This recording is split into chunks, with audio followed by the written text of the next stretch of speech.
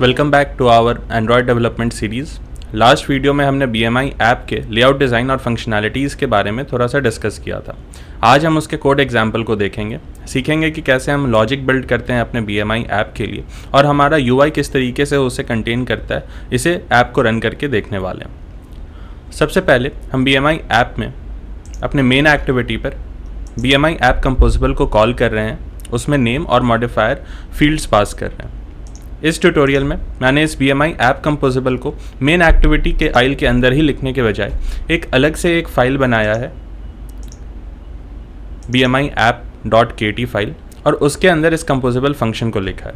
इससे आपका कोड और क्लीन होगा और आने वाले प्रोजेक्ट्स में जब हमारे ऐप में कई सारी स्क्रीन्स होंगे तो ये एक सही तरीका है अपने स्क्रीन्स को डिस्प्ले कराने का।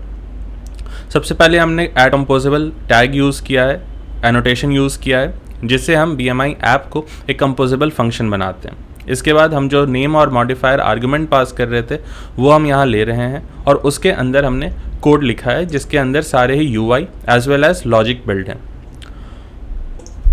UI की बात करने से पहले एक बेसिक अंडरस्टैंडिंग के लिए हमें ये जानना ज़रूरी है कि हम किसी भी ऐप को डेवलप करते वक्त किन बातों का ख्याल रख सकते हैं।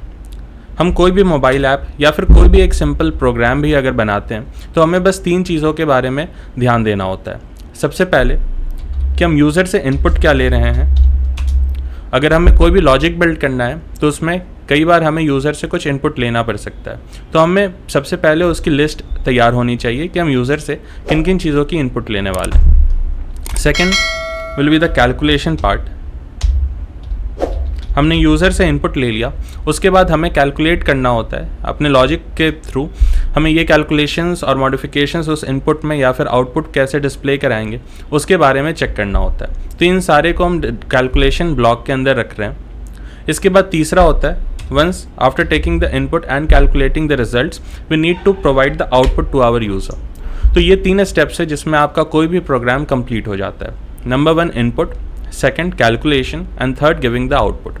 तो इन 3 चीज़ को करने के लिए हमें जितने भी वेरिएबल्स बनाने होंगे हम पहले उन वेरिएबल्स को बनाएंगे। हमें इन 3 चीज़ को करने के लिए जितने भी UI कंपोनेंट्स बनाने हैं हम उसे बनाएंगे। जो भी लॉजिक लिखना है इसके अराउंड हम वो लिखेंगे और फिर लास्ट में उसे आउटपुट अपने मोबाइल ऐप के स्क्रीन पर दिखा देंगे। हमारे BMI ऐप के लिए 2 चीज़ें ऐसे इनपुट चाहिए थी, एक यूज़र की हाइट और यूज़र की वेट। तो हमने उसके लिए लाइन 23 और 24 पे हाइट एंड वेट को इनिशियलाइज़ किया है म्यूटेबल स्टेट ऑफ, और एक एम्प्टी स्ट्रिंग वैल्यू से दे दिया है जब तक उसने कोई भी इनपुट ना किया हो। जब यूज़र इनपुट कर देगा तो ये इनपुट स्ट्रिंग जो होगी वो मॉडिफाई होकर के उसके इनपुटेड वैल्यू से अपडेट हो जाएगी। इसके बाद हमने एक BMI वेरिएबल लिया है जिसमें हम डबल डेटा टाइप में उसके BMI को कैलकुलेट करेंगे। इसका फार्मूला हमने लास्ट वीडियो में डिस्कस कर लिया है और जब हम इसके कोड को देखेंगे तब आप रिवाइज कर सकते हैं। तीसरा हमें कैटेगरी का ज़रूरत है क्योंकि हम अपने UI पे एज अ आउटपुट उसके कैटेगरी को डिस्प्ले कराने वाले हैं। ओवरवेट, अंडरवेट, एवरेज, नॉर्मल, इन सारे कैटेगरी को हम डिस्प्ले कराने वाले हैं। तो ये जो पहला 2 है height and weight, it is for input. जो तीसरा है BMI, it is for calculation purpose. और ये जो कैटेगरी है the 4th one is for our output that will be displayed on our screen. तो आइए अब इसके UI को देखते हैं और उसके बाद इसके लॉजिक को देखते हैं। हमने सबसे पहले एक कॉलम कंपोजिबल बनाया है ताकि इसके अंदर वर्टिकली हमारे एलिमेंट्स अरेंज हो सकें। इसमें हॉरिजॉन्टल अलाइनमेंट, वर्टिकल अरेंजमेंट, इन सारी चीज़ों के बारे में आपको पहले से पता है। अगर आपको इसमें थोड़ा डाउट है तो आप आई वुड सजेस्ट पिछले लेक्चर्स को देखें जिसमें हमने अरेंजमेंट और अलाइनमेंट के बारे में काफ़ी डिटेल में डिस्कस किया है। अभी आप इतना समझ सकते हैं कि हॉरिजॉन्टल अलाइनमेंट से ये सेंटर हो जाएगा अपने हॉरिजॉन्टल एक्सेस पर, ये सेंटर पर आ जाएगा और जो भी कंपोजिबल एलिमेंट्स हैं वो वर्टिकल अरेंजमेंट में वर्टिकली भी सेंटर पर आ जाएंगे। तो हमारा जो भी UI दिखने वाला है वो exact centre of the screen पे दिखने वाला है, both vertically as well as horizontally. इसके बाद हमने एक टेक्स्ट लिखा है BMI calculator as it is the name of our app so it is good to display our name. उसके बाद एक स्पेसर टैग ताकि कुछ वर्टिकली हम हाइट प्रोवाइड कर सकें। इसके बाद यूज़र से इनपुट लेने के लिए 2 फील्ड्स बनाए हैं, पहला हाइट के लिए और दूसरा उसके वेट के लिए। दोनों ऑलमोस्ट सेम है। एक में हम हाइट ले रहे हैं सेंटीमीटर्स में और एक में हम वेट ले रहे हैं केजीज में। यूज़र से हम नंबर इनपुट करने वाले हैं, इसलिए कीबोर्ड ऑप्शंस में यहाँ पर कीबोर्ड टाइप डॉट नंबर लिखा है। इसके बाद यहाँ पर जो पहला था, जो हमारा हाइट का इनपुट है, उसमें हमने एक नेक्स्ट का सिंबल दिया है अपने कीबोर्ड में, क्योंकि उसके बाद उसे एक नेक्स्ट स्टेप भी फॉलो करना है। और नेक्स्ट स्टेप जो कि वेट है, उसमें हमने डन लिखा है, IME एक्शन डॉट डन लिखा है, जिससे हमारे कीबोर्ड पे एक डन का सिंबल आ जाएगा, क्योंकि इसके बाद उससे हमें कोई भी इनपुट नहीं लेनी है। उसके बाद वैल्यू और ऑन वैल्यू चेंज के बारे में भी हमने अपने टेक्स्ट फील्ड वाले क्लास में पहले से ऑलरेडी डिस्कस कर रखा है। वैल्यू में जो भी इस हाइट वेरिएबल का वैल्यू होगा या फिर जो भी इस वेट वेरिएबल का वैल्यू होगा, वो अपने रिस्पेक्टिव टेक्स्ट फील्ड में दिख रहा होगा। और जब यूज़र अपना वैल्यू चेंज करता है, इनपुट करता है, तो उस वक्त ये हाइट का वैल्यू चेंज करने के लिए हम यहाँ पर ऑन वैल्यू चेंज फंक्शन में जो भी उसने इनपुट किया उसे अपने हाइट वेरिएबल में या फिर अपने वेट वेरिएबल में स्टोर कर लेते हैं। तो इससे ये 2 वे कम्युनिकेशन हो जाता है। जब तक यूज़र ने कुछ इनपुट नहीं किया है, तब तक हमारे वेरिएबल में जो वैल्यू पड़ी हुई है वो उसको उसके स्क्रीन पर दिखेगी, और जब यूज़र उसे इनपुट कर लेता है तो हमारा जो वैल्यू है हाइट और वेट के लिए वो अपडेट हो जाएगा, और अपडेटेड वैल्यू फिर उसको स्क्रीन पर दिखेगा। इसके बाद हमने एक लेबल यूज़ किया है ताकि उसे हम सजेस्ट कर सकें कि उसे इस इनपुट फील्ड में क्या इनपुट करना है। And that's all for the input part. Now coming forward to the button which will be clicked by the user to calculate the BMI. So on the button click we have to perform some action. हमें वहाँ पर उसके category को display कराना है। तो उसे display कराने के पहले हमें अपना लॉजिक बिल्ड करना होगा। तो हम अपने लॉजिक में ये लाइन 63 से लेकर लाइन 78 तक हम अपने लॉजिक को लिख रहे हैं और उसे एक कैटेगराइज भी कर रहे हैं साथ में, और लास्ट में हम इसे डिस्प्ले करा देंगे। तो लॉजिक ऐसा है कि हमने हाइट इन मीटर्स नाम का एक वेरिएबल रखा है, जिससे हम उसके हाइट को मीटर्स में पहले कन्वर्ट करेंगे, वेट को हम केजीज़ में कन्वर्ट करेंगे, और क्योंकि केजीज़ में ही उसने इनपुट किया है तो हम उसे वैसा ही रख देंगे। अगर उसने कुछ गलत इनपुट किया हो तो हम उसे 0.0 से इनिशियलाइज़ कर लेंगे, विच मीन्स कि वेट में कोई ऐसा बड़ा चेंज नहीं होगा। सिर्फ हाइट जो है उसे हम डिवाइडिंग इट बाई 100, हम उसके हाइट को मीटर्स में कन्वर्ट कर रहे हैं। इसके बाद BMI का फॉर्मूला जो कि weight in kgs divided by the square of height in metres, तो हम यहाँ पर अपने इस फॉर्मूले को लिख रहे हैं, और इसके लिए एक इनपुट में हमने एक कंडीशन चेक किया है कि ये दोनों वैल्यूज़ हाइट और वेट के जो भी वैल्यूज़ हैं वो 0 से बड़े होने चाहिए। इन केस अगर वो नहीं होता है तो इसका ये मतलब है कि उसने या तो इनपुट नहीं किया या फिर उसने कोई रॉन्ग इनपुट कर दिया है, तो इसलिए हम इसमें आगे कैलकुलेशन परफॉर्म नहीं कर सकते। अगर हम यहाँ पर कैलकुलेशन परफॉर्म करना चाहें तो हमें एक्सेप्शन आ जाएगा और हमारा ऐप क्रैश हो सकता है। इसलिए हमने पहले एक चेक लगाया और उसके बाद अपने BMI को कैलकुलेट किया। Once the BMI is calculated, now we move to the second step, that is to declare our category.